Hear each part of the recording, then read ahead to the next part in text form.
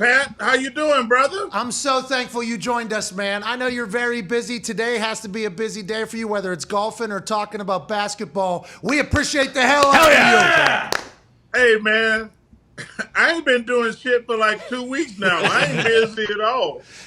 Let's talk No, about. we were done with the Western Conference Finals, so I have done absolutely nothing but play golf for the last since I've been off.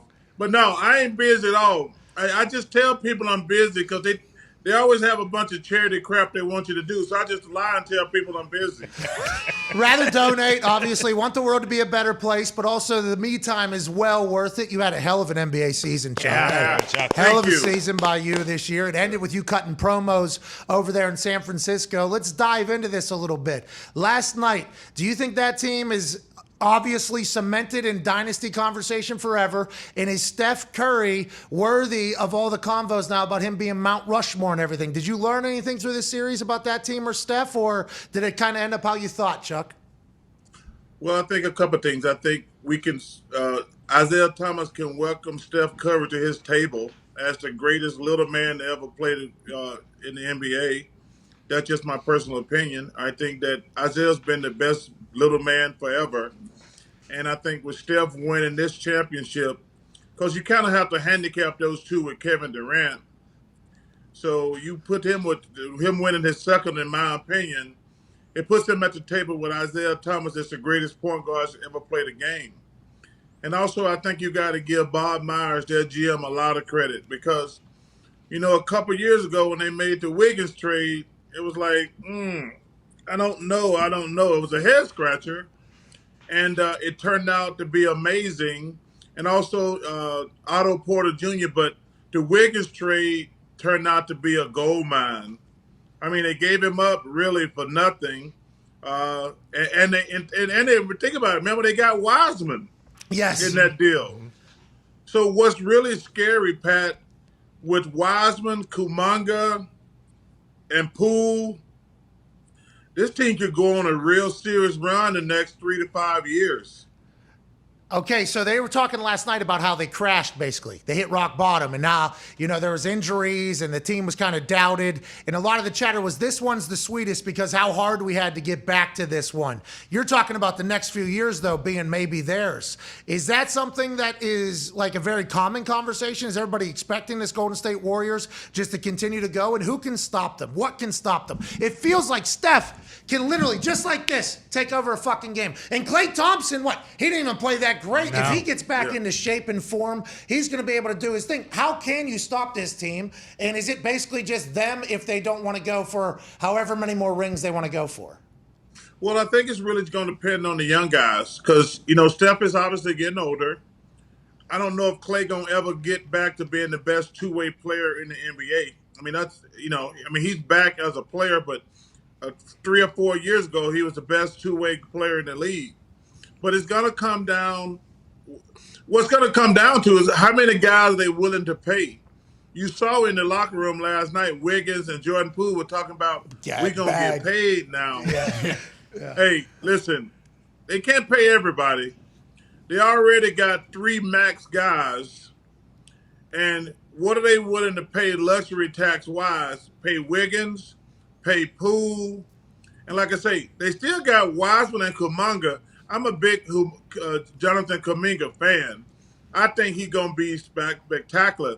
We haven't even seen Wiseman in 2 years, but they still got to pay Poole and Wiggins. So to me, it's going to really come down to dollars, how long they can keep this run going. Why is Steve Kerr transitioned so well into being a coach? Why does it feel like, for Wiggins, for instance, this is the best Wiggins has ever been? Now, do you credit that to the culture, the teammates, the way they go? Or is it Steve Kerr who has found an incredible way to bring out the best in everybody and keep everybody together, even though they have some adversity along the way? What is it about Steve you think that makes him such a good coach, Chuck? Well, I think being around Coach Popovich was a huge thing for him, Pat. I mean, in my opinion, he's on the Mount Rushmore of coaches, and he knows how to handle people. I mean, Steve probably saw him handle David Robinson, Tim Duncan, Parker, and Ginobili. So those guys are along the same lines of the guys he's coaching. But I think the key with Wiggins is he kind of got screwed, Pat, being the number one pick in the draft.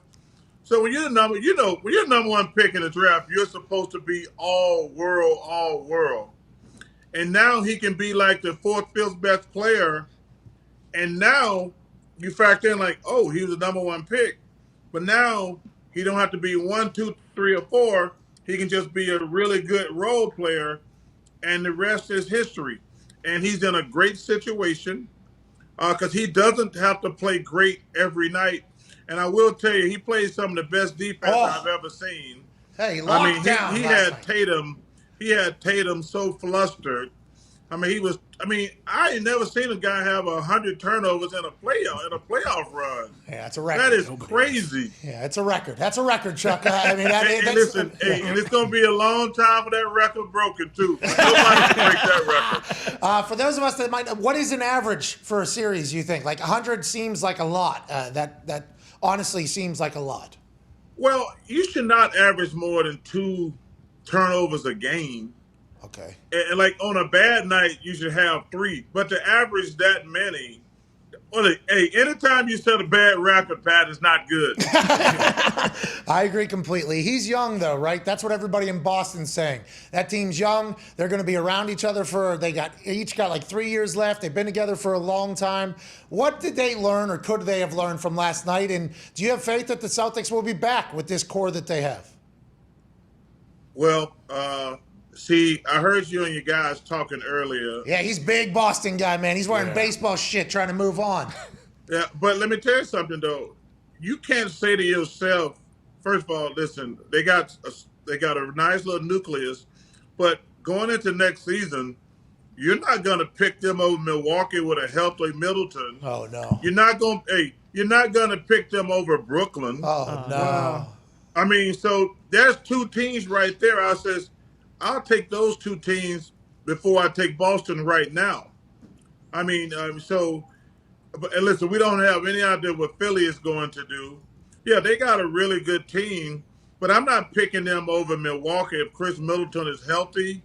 And if Kyrie, he's going to play in every game next year. And they're probably going to tweak that roster somewhat also. I mean, because right now they ain't got but a couple players. But I tell guys this all the time. This year going to have nothing to do with next year. Yep. 0. Yep. I was in the Super Bowl my rookie year, riding the coattails of all the great players. We were undefeated until we chose to lose. Okay, in our 15th game, literally chose to lose. Take Peyton out, take all the starters out. We'll lose. We end up getting to the Super Bowl. We lose to Drew Brees and his dumb baby. Okay, that whole thing happens.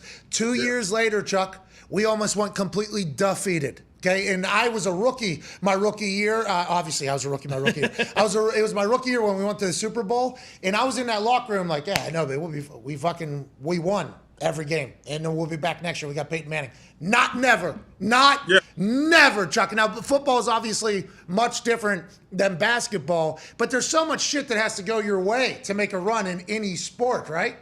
Well, first of all, you're 100% correct. And we talk about this all the time. Every year, no matter what sports you play, is totally different. The notion that we got to the finals, I only got to the finals one time. And I remember talking to Allen Iverson one time. He got there one time. He says, man, I thought I was going to win like 2 or 3 championships. I said, yo, man, you don't win a lot of championships. It's hard to win championships. He said, I only got there one time. I said, dude, I only got there one time. Because you said something very interesting and smart. Everything has to break for you. I mean, you think about this. I don't think the Celtics beat Milwaukee if Chris Middleton is healthy. Yeah. I don't think they beat them. That's just my personal opinion. But I think most people would agree. If Chris Middleton is there, Boston does not beat Milwaukee. But the notion that just because they got to the finals this year, because there's going to be a lot of changes. Oh. Yeah, there's going to be a lot of changes. I mean, because teams have to understand, you saw it with the Tampa Bay Buccaneers last year. It was really interesting. Everybody like, well, this is the first time in NFL history they brought the same team back, every player. And I was saying to myself, I'm not sure that's a good idea because you have to get better. If you don't win the champion, even if you win the championship, you have to get better because those teams who butt you kicked last year, they're coming for you. But also, I think you have to bring in some fresh, hungry guys. Because once you win it, unless you have guys who like really, really hungry to win more and more and more, you're Tom, not gonna win it. Tom, MJ. There's a couple Yeah. dudes up there that have that competitive stamina that are just like, But Pat, if you go back and look at all those guys, they kept bringing in different guys yes, every year. Because when the Bulls won the first time, they got rid of Horace Grant. Then they brought in Dennis Rodman, and he was hungry. So you have to keep bringing in guys who are really, really hungry. You can't keep the same team year after year. and I think it was interesting you said Chris Middleton with Milwaukee Celtics wouldn't have made it because you always think about having health on your team.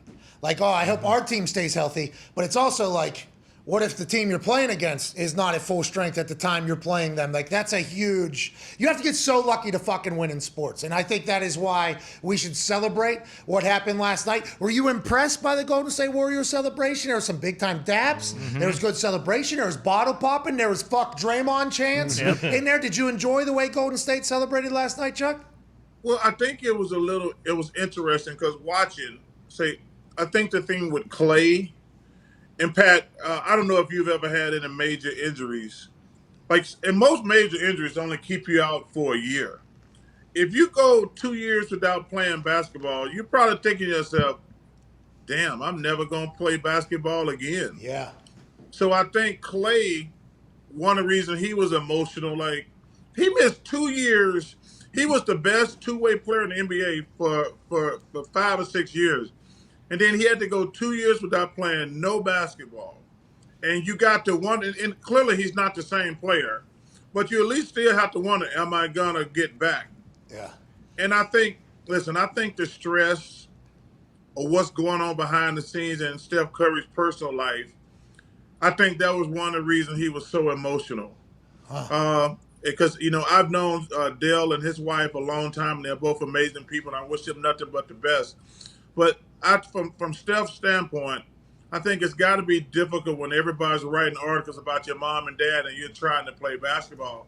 I think that's one of the reasons he was crying and he was so emotional because the one thing that sucks about being in the limelight, people think you're not human. Yeah. They don't realize, like, yo, man, I got crap going on in my damn life just like everybody else.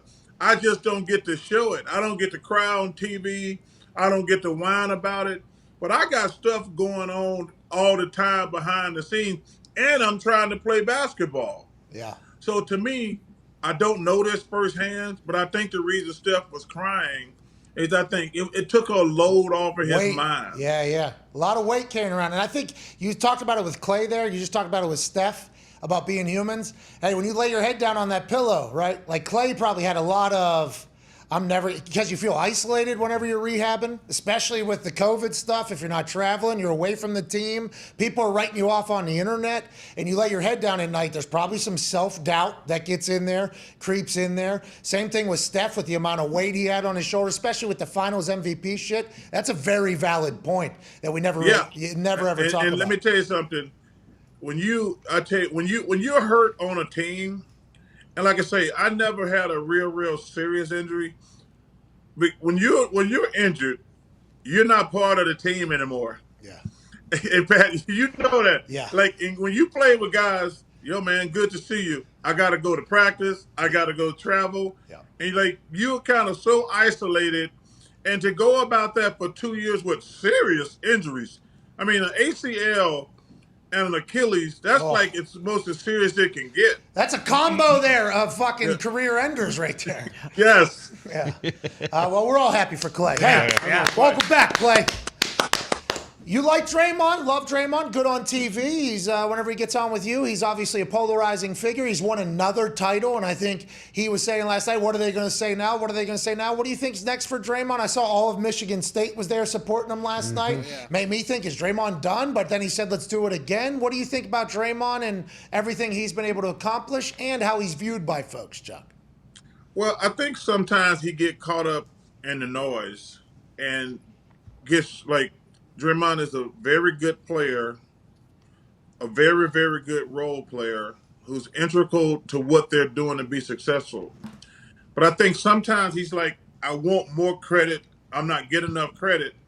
Instead of him saying, you know what, I'm really lucky to play with Clay and Steph. Oh, gotcha. Those two guys, they got to do all the heavy lifting most nights. Yeah. And I think sometimes instead of saying, man, I'm a very good player, I'm in a perfect situation. It'd be the same thing about Wiggins. You know, Wiggins was talking about he wanted to get paid. Man, if you're stupid enough to take a lot of money to go somewhere else and go back to being mediocre, you're crazy. Take less money, stay with Clay and Steph. You're going to have Wiseman, Kuminga, and Dre for the next few years. You're going to probably win some more championships. But I think sometimes Dre gets caught up in like, y'all ain't giving me. Yeah.